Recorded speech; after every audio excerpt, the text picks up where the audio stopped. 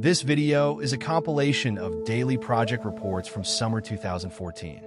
The goal was to set up a realistic simulation of a non-functional apparatus for an individual, using the best computational tools available. Introducing real physics into something as complex as the imaginary machine shown here was a daunting task, with hundreds of degrees of freedom, resulting from hundreds of chained elements cascading into each other's to spin the two wheels.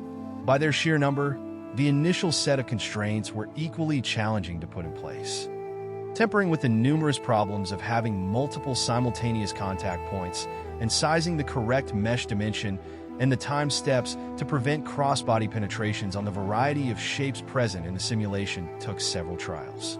The strategy here was to solve each potential single point of failure before combining them gradually in the final environment and then scaling up to the correct element numbers. I see this project as an interesting simulation challenge that stands as a clear demonstration of how Atoms for Solidworks remains a powerful tool, despite its horrendous interface. Hope you will enjoy, and I see you next.